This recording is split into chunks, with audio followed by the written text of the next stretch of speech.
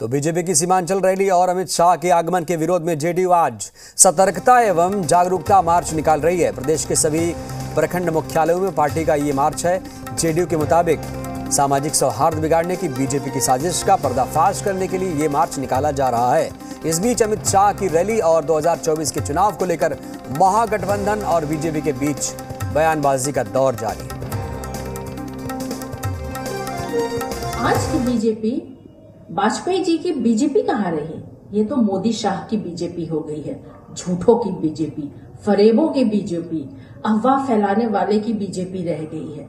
ये क्या सोचते हैं कि ये अफवाह फैला करके बिहार से लालू नीतीश का राज खत्म कर देंगे?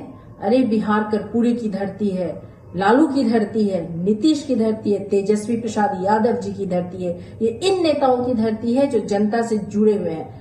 और आज अगर जेडीयू जो मार्च निकाल रही है, इसका राजद पुरजोर स्वागत करती है। आप इसका परिणाम आप देखिएगा, 24 को 40 का 40 सीट राजद जेडीयू के हक में आएगा। नतीजा आपको पता है बिहार का क्या होने वाला है। बेचैनी तो है ही ना भाई। जो 40 में 39 जीते थे, अब वो संभव है क्या? अब तो 40 में से एक जीत जाए वही बहुत बड़ी बात। आप डिप्टी सीएम है बिहार के, नेता प्रतिपक्ष भी रहे, आज तक कभी पूर्णिया एयरपोर्ट गए हैं? जाने की इच्छा? टिकट कटा दो ना, किससे मांगे? अमित शाह जी बोले कि वहाँ पर लोग काफी सुविधा हो। भाजपा के लोगों से हम तो कह ना रहे हैं, बोलिए ना भाई, किस एक हम पैसा देते हैं, वो अपना ही टिकट कटा के चले जाए। हम लोग पूरे बिहार में आज हमारी पार्टी ने ये तय किया कि हम लोगों को सतर्क करेंगे, जागरूक करेंगे कि ऐसी ताकतें जिनको अपनी उपलब्धि की चर्चा नहीं करना है, केवल राम रहीम, हनुमान चालीसा, गाय गोबर, यही सब की चर्चा करना है, बस यही इसी टाइप की बात को बोलना है। अरे बोलना अगर है तो यह बताओ कि 2 करोड़ लोगों में से कितने लोगों को रोजगार प्रतिवर्ष दिया, यह बताइए आप कि 15 लाख रुपया खाता में क्यों नहीं आया, काला धन आया कि नहीं आया, किसानों की आय 2022 तक दुगना करना था।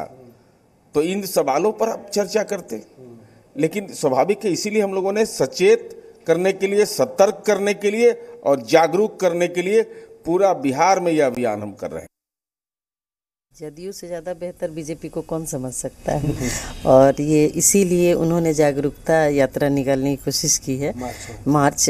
तो बहुत अच्छी बात है, क्योंकि वो जदयू के जो नेता हैं, माननीय मुख्यमंत्री जी हैं, वो बीजेपी को बहुत नज़दीक से उन्होंने देखा है और उनको पता है कि ये लोग देश में सत्ता हथियाने के लिए कौन कौन सा रास्ता अख्तियार कर सकते हैं। इसलिए बहुत ज़रूरी है जागरूकता में मार्च निकालना, और इसका हम सराहना करते हैं।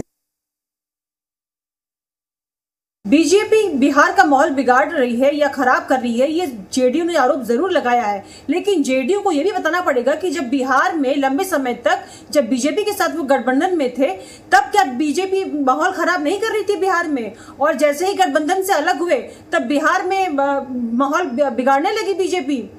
और सबसे बड़ी बात कि जेडीयू के तमाम नेताओं को बयान देने से पहले खुद में देखना पड़ेगा और सोचना पड़ेगा कि बयान वो किस तरीके से दे रहे हैं। असल में ये उनकी पार्टी की लाइन हो सकती है, लेकिन सच्चाई तो यही है कि बयानबाजी और अभी तल्ख होगी और तेज होगी, और दोनों तरफ से बयानों का कहीं ना कहीं जो है वो गिरावट दिखेगा स्तर में, और नेताओं को अपना स्तर बनाए रखना चाहिए। और बीजेपी पे आरोप लगाने से पहले लोगों को बताना चाहिए कि गठबंधन था तब सब कुछ ठीक था, और गठबंधन के खत्म होने के बाद सब कुछ खराब हो गया।